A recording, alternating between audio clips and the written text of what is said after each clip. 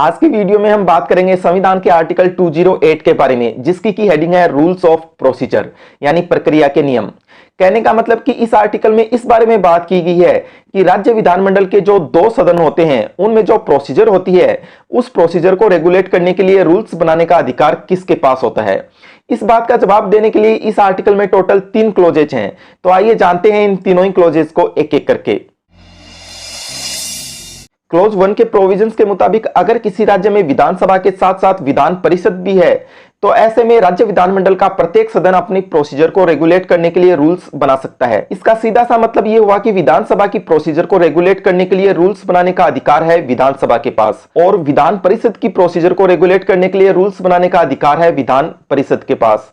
यहाँ पर जो ध्यान रखने लायक बात है वो ये है कि ये जो भी रूल्स बनाए जाएंगे विधानसभा या विधान परिषद के द्वारा, ये कॉन्स्टिट्यूशन के प्रोविजंस के अधीन ही रहेंगे, यानी कि संविधान के प्रोविजंस के अगेंस्ट में जाकर इस तरह के रूल्स नहीं बनाए जा सकते।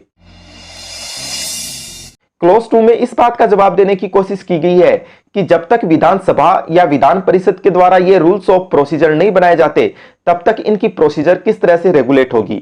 इस क्लोज के प्रोविजंस के मुताबिक जब तक ये रूल्स ऑफ प्रोसीजर नहीं बनाए जाते तब तक हमारे संविधान के लागू होने से ठीक पहले जो लेजिस्लेचर ऑफ रिलेटेड प्रोविंस यानी संबंधित प्रांत के जो विधानमंडल थे उनके जो रूल्स ऑफ प्रोसीजर होते थे उनके प्रोविजंस के मुताबिक ही राज्य विधानमंडल के दोनों सदनों की प्रोसीजर रेगुलेट की जाएगी।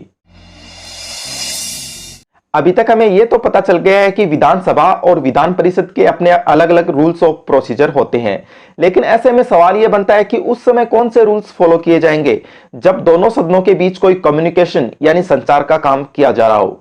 इसी बात का जवाब दिया गया है क्लोज 3 में। इस क्लोज के प्रोविजंस के मुताबिक दोनों सदनों के बीच कम्युनिकेशन यानी संचार की जो प्रोसीजर है उससे रिलेटेड रूल्स बनाने का अधिकार होगा गवर्नर यानी राज्यपाल के पास। लेकिन इस तरह के रूल्स बनाने से पहले गवर्नर को कंसल्ट करना पड़ेगा दो लोगों के साथ, फर्स्टली स्पीकर यानी विधानसभा अध्यक्ष और सेकेंडली चेयरमैन यानी विधान परिषद के सभापति के साथ। इस आर्टिकल में दोनों सदनों की जॉइंट सिटिंग यानी संयुक्त बैठक से रिलेटेड जो रूल्स ऑफ प्रोसीजर होते हैं उनके बारे में कोई भी बात नहीं की गई है। क्यों?